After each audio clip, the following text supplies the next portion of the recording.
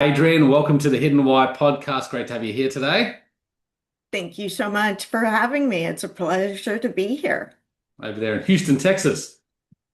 Yes, yes, it is very hot, humid, little bit like I describe Houston, where I'm at, as kind of like the armpit of Texas. So we're very Yes. near the Gulf, and it's, yeah, just humid and nasty, but great for being in the sun. So I'm a sun Good, baby. I love being outside in the sun. So good for yeah, barbecue. Huh? yes, I absolutely. want to get over there. And I we work with have a, I was just going to say, I work with a big company that's over there. And they're based everywhere, right? But they do these big conferences, and I hope one day they'll do it over there at Texas. So that'll give me a good excuse to get there as well. we've got some of the best barbecue in the world. Yeah, I know. Well, cool. Look, thank you for coming on the show. You've got a fairly significant story that we'll delve into parts of, I'm sure, today. But based on your upbringing Mhm. and your trauma, you've written a book now. And really, what I found most inspiring was, I think it was in your words potentially that you know you remain unbroken. There's nothing that we can not overcome, regardless of the level of trauma we have. And some people have significant trauma, others have more quiet trauma, but it affects us in many ways. And some people just can't seem to push through. So I'm hoping sharing your story today will help people realize that, hey, I've got this. I can make things change, and I can still live a remarkable life. Absolutely. I think first it's important that we never compare traumas. Yeah, Everybody's trauma is unique and tragic for that individual. And I never compare and I never minimize anyone else's trauma. But yes, my book and my reason for being here is to show that there is light at the end of the tunnel. That even though you're in a, if someone's in a very difficult situation, that is most likely temporary. It doesn't have to be permanent. And you can take steps, just maybe start with baby steps, but you can move forward and you can get out of that situation and overcome it. So that's really quite a bit of the book and yeah, and what I hope to accomplish with the book, which is Unbroken, Life Outside the Lines. yeah. So So we've got a link here, guys, in the show notes, so you can check it out there and grab a copy of the book, please, to support Adrian. Unbroken Life Outside the Lines. So I want to start by just delving into your story, if that's okay. And really, I mean, you had years of trauma by the sounds of it. Without going into depth myself, I don't really know your story, but can you tell us a bit about your upbringing and how that all played out? sure, absolutely. So my book, Unbroken, Life Outside the Lines, covers my life from early childhood to early 20s. And during this time, I was either the witness to or the victim of the sexual assault of a young girl, the drowning death of another child, emotional and physical abuse, extreme poverty, mental illness, homelessness, horrifically abusive foster care, bulimia, drug and alcohol addiction, pedophilia, death, suicide, and even incest. So I Wow, have, it's yes, quite a bit of baggage to carry, right? and It's hard it hard to know where to it's go from there, but I mean, so you grew up in the foster care system? Was that the story, or partly. yeah? So my mother was schizophrenic and physically abusive. She wasn't able to really support us and make enough money to live independently. She tried a couple of times, Sorry, but when you say us, were there your siblings as well? my brother, he came along when I was 9. Sorry, Okay, I should have clarified that. no, that's okay. Um, but we basically rotated between two sets of aunts and uncles. And eventually, my mother got tired of their interference. There was a cycle. She would beat me, hangers, shoes, books, a dog leash. And my aunt would go to her husband, my uncle, who was the patriarch of the family after my grandmother passed, and he would have a talk with my mother and say, "Look, please don't beat your daughter." And my mother basically just got tired of being told how to raise us and what she could and couldn't do. So she went down to the government services office, asked how to get an apartment, a government subsidized apartment, which we, she was told, well, you're living with family. You don't have as high of a need as someone who's living in a homeless shelter. So she made the decision that we were going to live in a homeless shelter. And that's how I spent the summer after fourth grade.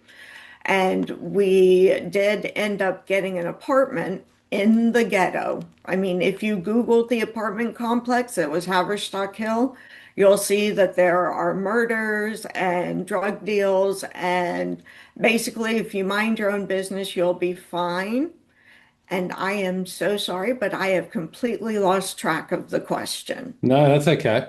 It was just delving into your story anyway, so there's assets in there that we can look at. But so you went from the homeless shelter into a unit into the Oh, Bronx. foster care, Yeah. foster care.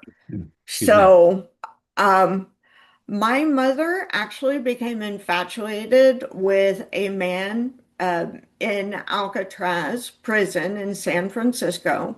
Mm. And she decided that she wanted to move us, my mother, my brother, and me, to San Francisco. And even though we were living in the ghetto and we really didn't see my aunts and uncles, they came three, maybe four times, even though they knew that she was sick and not well and that she was beating us. They didn't come and check on us. She decided that she wanted to move us to San Francisco. And when the second to last week of school, she took us down to the bus station to get on a bus to go to San Francisco. And I just flat out refused. And we were in public, and she couldn't physically force me. I was 12 years old at this age, at that time. And so what happened is the next week was the end of school. And I got off the school bus last day of school. I called my aunt, and my mother, her arm reached over my shoulder and disconnected the call.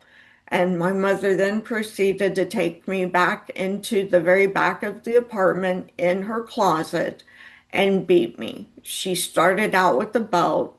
When my head knocked the dowel rod, the wooden rod that you hang your clothes on in your Yeah. closet, Yeah. that's what she started using.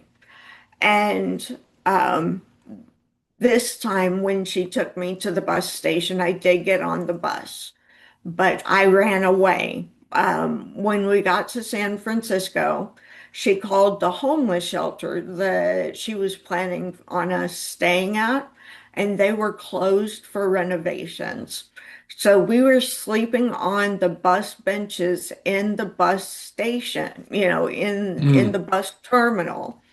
And it was around 2 or 3 in the morning, and I knew that I had to get away because at the end of the beating, my mother looked at me, completely dead serious.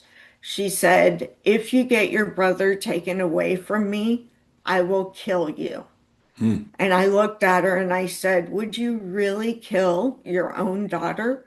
And she said, "If I pounded your head into concrete over and over again and you died, it wouldn't be my fault." So that, 2 days later in San Francisco, laying on the benches in that bus station, I knew that I had to get away. Yeah. And I was torn because I didn't want to leave my brother with her. He was 4 at the time. but I knew that I couldn't, he was on the same bench as her, and I knew that if I woke him up, Yeah. it would probably wake her up and I wouldn't be able to get away. So I slipped upstairs, made a phone call to my best friend's family. She's the one that had encouraged me to go to the counselor to tell what was going on. And her dad actually told me to get out of the bus station, get as far away from my mother as I could. So I got in the car with a man who happened to be driving around San Francisco around 3 a.m. in the morning. And I showed him the bruises on my arms and I explained what was going on. And when we pulled up to a stoplight, he put his hand on my left thigh. And the next stoplight, I got out. I got out of the car and I ran. And there was this really posh hotel that I walked into. And of course, this is or late 80s, maybe early 90s. I'm not sure, but they had a wall of payphones. So I Hmm. called my best friend's family again, and the dad actually got on an airplane, flew to San Francisco. They had some family friends in California, in San Francisco. So a woman came and picked me up because I was hiding in the bathroom stall. Like I was sitting on top of the toilet lid Hmm. with my feet raised, and absolutely terrified every time the door opened because I thought it was my mother coming to get me, coming to Hmm. kill me. So I ended up flying back with my best friend's dad, and CPS was called. And when the social worker told the dad that I couldn't stay with them, that I had to go with the social worker and go be in a girls' home for a few days because the my best friend's family had to go through interviews and home inspections and things like that before they could allow a foster child to live.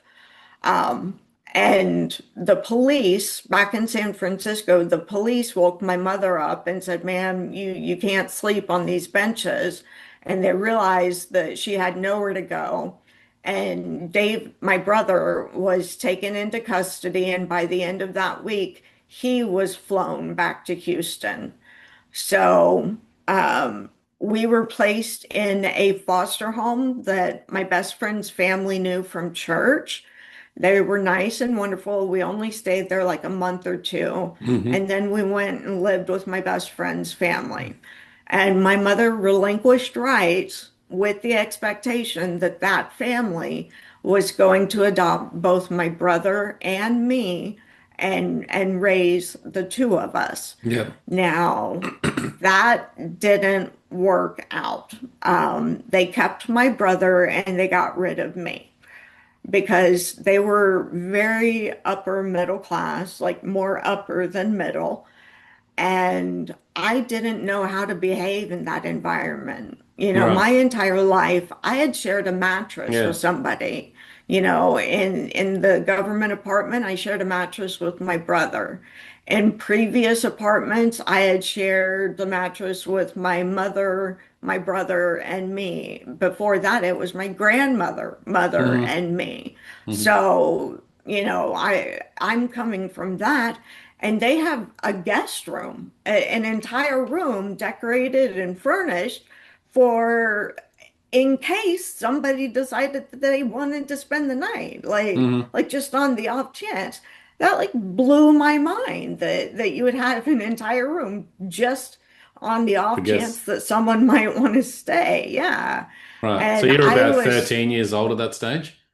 that's correct. And Okay. I And was you, just, oh, go ahead. I was going to say, and so at that point, you just couldn't fit in with the family, so they decided to pass you on. Pretty much. I got sent to go live with my Aunt Rose and Uncle John. And by then, all of the abandonment, the rejection, the emotional issues that I had, um, I I asked to leave.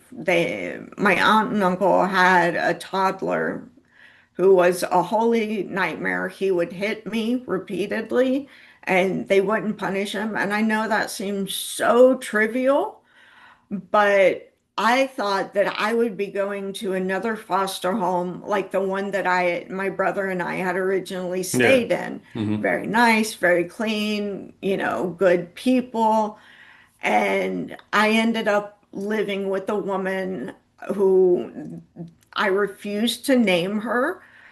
The only thing I call her is the bitch from hell, Yeah. TBFH. And in my book, that's what I call her, Yeah. TBFH. And leaving my aunt and uncle's house was the biggest mistake.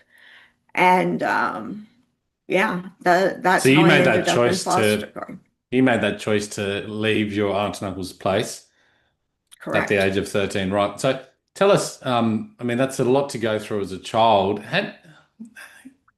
How did your memories work of recollecting like your childhood up until you were that age of 12, 13? Like, do you have vivid memories of things throughout your childhood, like how you rocked up at school after were physically abused by your mother? Yes. After a beating, my mother would send me to go take a shower. And it was in the shower that I would scream, that I would cry, that I would pray. I would ask God why he was subjecting me to this. What had I done?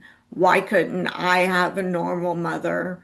I also didn't understand how children with two parents survived. I was honestly grateful to have one parent because Right. the idea of having two to me, like I was just like, oh my God, how did those poor kids survive having two So parents, you know? you thought what you were experiencing was somewhat normal. Ish, Yeah. normal-ish. One aunt and uncle were very white trash and did not raise their children well. And during the times that my mother and I lived with them, they would scream out orders, go get me a Pepsi, do this, do that. It was always just yelling and um there was a souvenir from an amusement park, a paddle, and my uncle actually drilled holes in it to make it more aerodynamic, to make it hurt worse. So, yes. Um, I didn't really know what functional looked like at Right. all. And I actually watched Pretty Woman last night. I love it. I know it's such a chick flick, but I relate to the Julia Roberts character Right. um, because, I didn't know how to behave in those nice restaurants or going shopping at Nordstrom or Saks Fifth Avenue, Neiman Marcus, whatever. Um, I wasn't fluent in the language of wealth. Yeah. Yeah. Yeah. That makes sense. With your upbringing there and, up until sort of 12, 13, did people question, how you were living? Did they sort of investigate? Didn't happen? It's crazy, isn't it? No. And what makes it worse, so um, I didn't mention this, but the week before the end of school, I had gone to the school counselor at my best friend's encouragement and told the counselor what was going on. My mother's trying to move us to San Francisco. A social worker came out to the house, and my mother could put on a great show. She could appear normal when she wanted to. Hmm. And what gets me is if that caseworker had done just a little bit of research, she would have seen that in the first grade, CPS had already been alerted. There was already a case history of abuse. That social worker just missed it. If Yeah. she had looked through the records, she would have seen that the abuse that I was Started talking very about, early on. Hmm. yes, And, I try to be forgiving and I try to say, okay, they didn't have the technology then that they do now. It was very analog and files. But I mean, if she had just taken 15 minutes to look at Yeah. the records, she would have seen it. And I wonder how my life might have been changed by Mm. that. So You how did that know, affect your, like, I guess everyone copes with it differently, but at that age, up into your teens, how did it affect how you showed up in your behavior? I mean, were you less confident, sort of cowered in the corner, or were you just more outrageous and hard to control?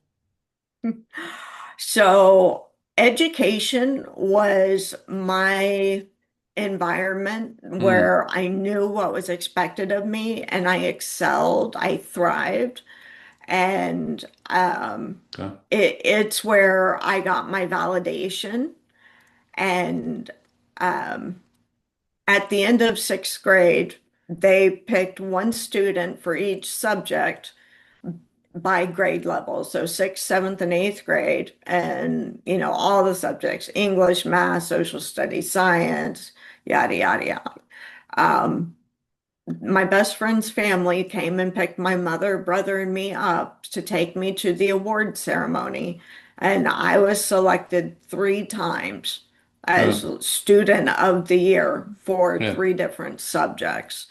So, to if you saw me in the school environment, I was the brown noser. I would always suck up to the teachers, and I would help with grading papers. And I would go to the library every morning. And usually I borrowed a book, and by the next morning I had already finished it.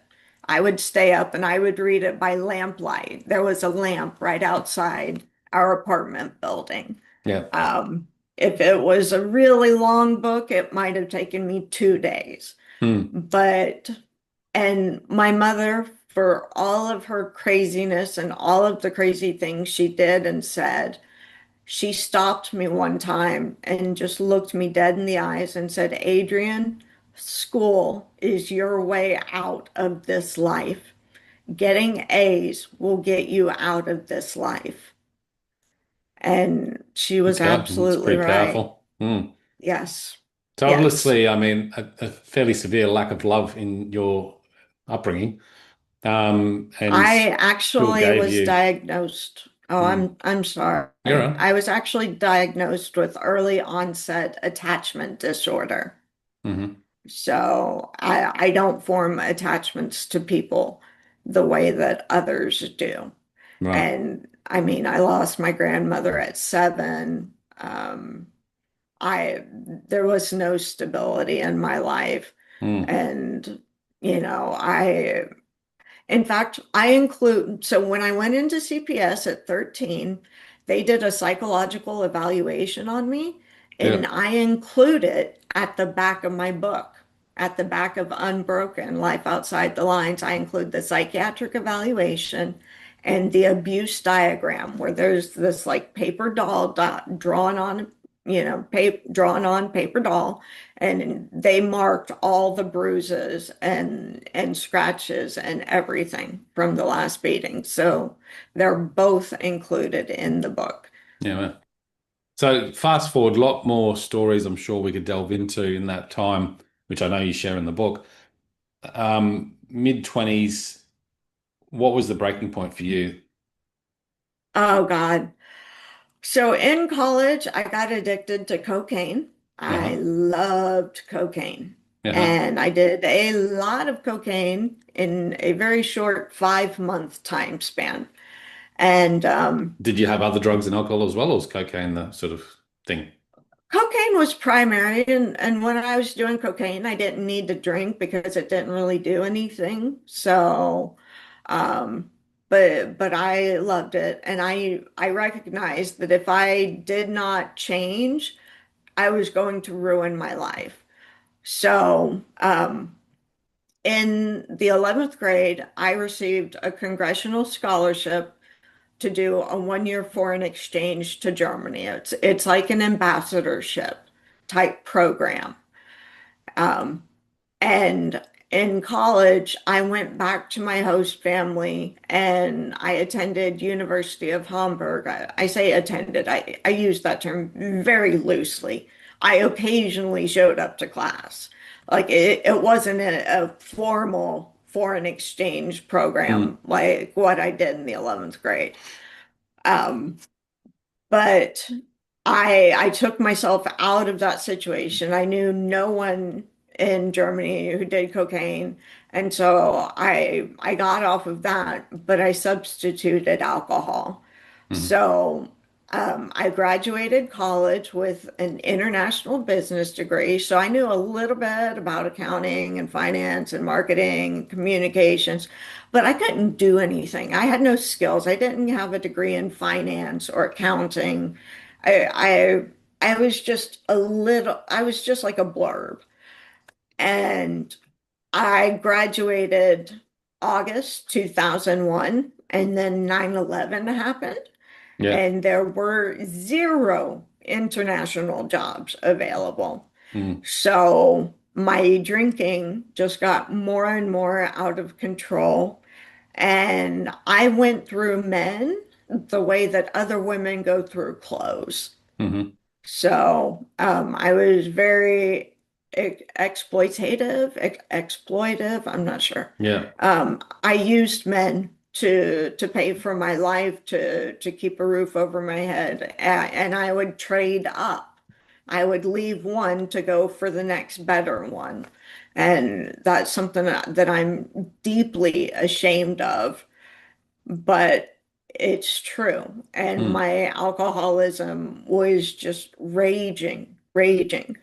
And I I finally had the same epiphany that I had with cocaine, that if I do not stop drinking, my life is going to be ruined. And I got myself out of Houston, which is where I knew the people. I don't know if you know, but alcoholics surround themselves with other alcoholics because Yeah. it normalizes the behavior. Hmm. So I decided to become a nanny, and yeah, I moved to Seattle Right. and stayed there for 2 years. So, um, And what age but were you yeah. then? 24 when I moved 24. to Seattle. Yes. So that's when you got clean, got off the alcohol. Yes and no. I Yes and was no. sober, Uh-huh. and then I met this guy. He was on vacation. He was over from England, so he was British. And in the US, you can stay for 3 months without needing any kind of visa.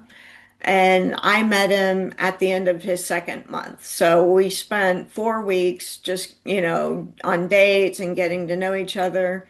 He went home for 2 weeks and then he came back for another 3 months. Mm. And about halfway through, I said, you should find yourself some American girl and get married. And, hint, hint.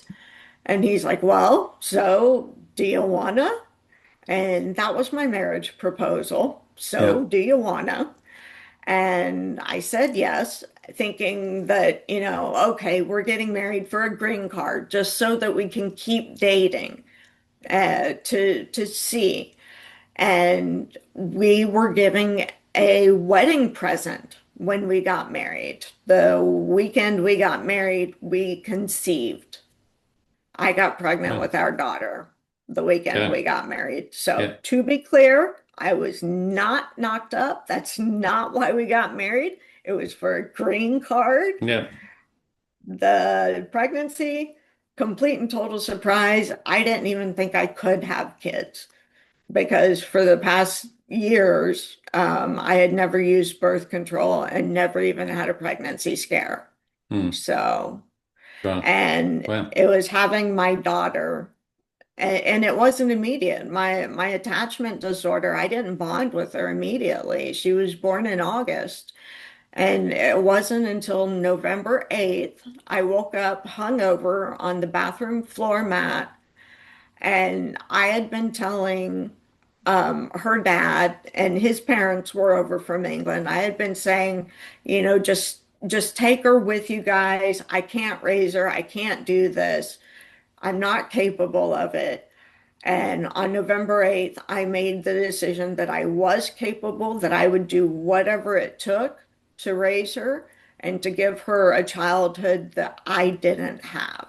Yep. Yep. And that's what I did. Now, her dad did pass away when she was 10 years old. Right. And that'll be part of book number two. Right. But yeah, I got my life together, Hmm. and I call her my angel because she forced me to get my shit together. Yeah. Yeah. Jesus. Lots to unpack. Yeah. Lots to unpack. What I know you talk about 11 traumas, and I don't have time to go into those 11 traumas today. But I want to leave people with some message of inspiration on how you can go about change. Obviously, you have I'd say, a fairly high level of resilience. You seem to be able Yes. to go through adversity and bounce back. And some people have that, some people don't. Is that something that you think someone can create, that ability to bounce back after adversity and break through to, new and better things? Well, I I didn't just bounce back. I wasn't immediately resilient. During my early 20s, I tried to kill myself more times than I can remember. In fact, I was so desperate to stop the pain and to leave this world that I actually did a suicide attempt when I was blackout drunk. Mo People don't realize, but if you take Prozac and you mix it with alcohol, you get a walking, talking, functional blackout. Lights are on, nobody's home.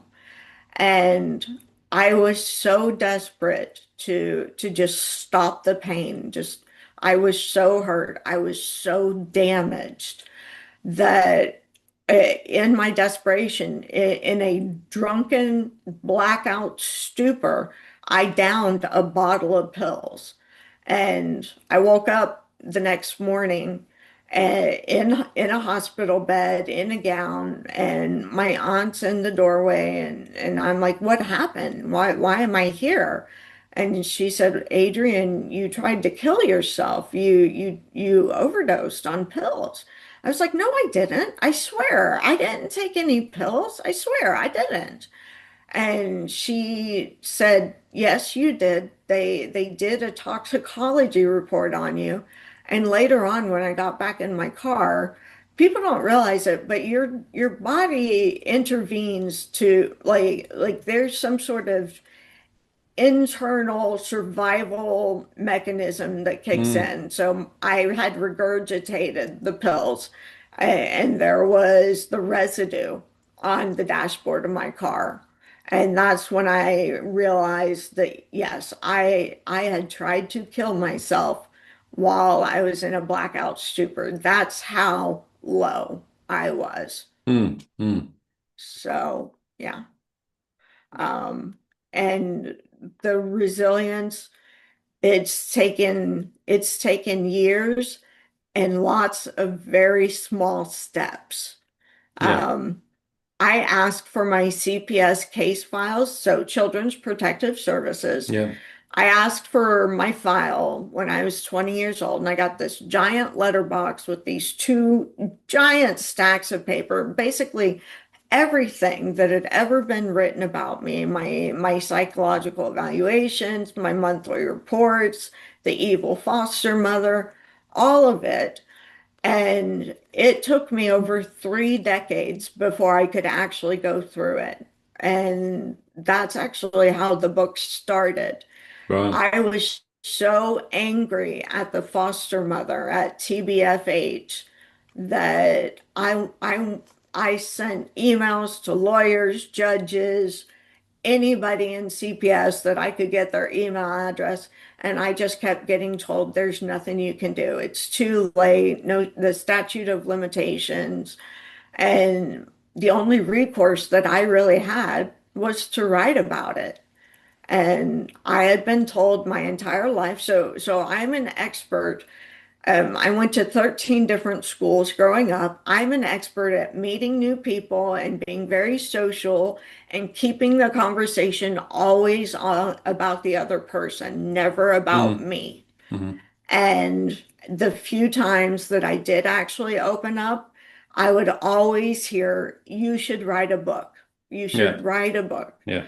And so 4 years ago, as I was going through those papers and not getting anywhere with the lawyers or anything, I started writing. And Nice. I just started at the beginning. And, writing it has been hell. It's been absolute hell because Imagine. I've Mm, compartmentalized and repressed so much. I put the trauma in a metaphorical box on a metaphorical shelf behind a metaphorical door. hmm. And writing this book has forced me to take each trauma out of the box and to look at it from different perspectives and to understand it and to share the story behind it. What is that? I mean, you said you are, always able to socialize with people, but, talk about them, get them talking rather than you being open. And I understand, why you'd close all that off. Um, how did you go about being able to overcome the shame that you must feel with it and being so vulnerable about sharing your story? Like, were there any things that you could share there? How did I overcome the shame? I say for the first half of my life, I was not a good person. And that's true. I exploited men. I was very manipulative, very conniving. It was all about me. And I have spent the second half of my life trying to be a good person. Um, I know that I hurt people and I've reached out and tried to make amends. I don't do AA. I'm not doing the 12 steps or anything.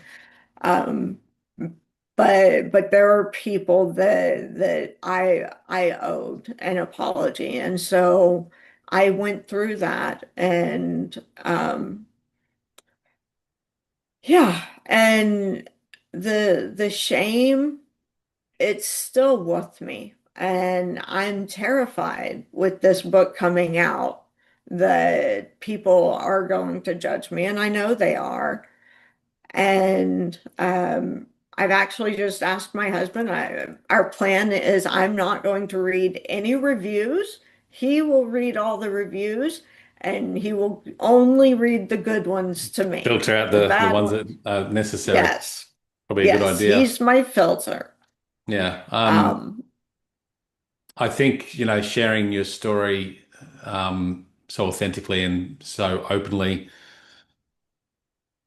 And again, I haven't been through a level of trauma, but I've interviewed a lot of people that have and spoken to a lot of people that have. And I think you'll get more credit and appreciation for what you're sharing than judgment, truthfully. So I hope you can take that on board because there shouldn't be any judgment in what you've experienced because none of it was your control. Our childhoods and our upbringings is very much out of our control. And if anything, from what you've shared to me in a glimpse today, you took control of that and at 12 made that dash for it. And yes, it didn't happen then either, but then, over the course of your teen years and then your early adult years, you made more choices that you had better control over. And look, a lot of people wouldn't have. A lot of people would have been broken, dead, you know, in lockup or yeah, whatever it might be. So yeah. I appreciate you writing your book and sharing your story so openly. And I hope it goes well. We can connect again when book two comes out. Absolutely. That'd be great. And thank you for having me on here. I really appreciate you letting me share my story with your audience and with you. So It's a pleasure. Yes. A lot more I'd love to delve into. Is there any particular directions people can check in with you, reach out? Obviously, we've got the Sure. book link in the show notes. So go to my website, Yeah. Unbroken Caldwell, Cald, well, Unbroken Caldwell, and you'll get the prologue in chapter one. But I have included photographs of me growing up as a child. There's even a photograph of me with my hand on my grandmother's casket. I have also included my CPS case files, the documents that were written about me. I've included those. The first psychological evaluation and the abuse diagram are included in the Mm. book. There's a second psychological evaluation, and that one, by then, I had learned how to game the system and how to manipulate it. Right. So I have all of these documents. So people, it's more than just proof. It's the clinical aspect of my firsthand account. And what I would love would be to have my book used in a curriculum for counseling or psychology students focusing on childhood trauma.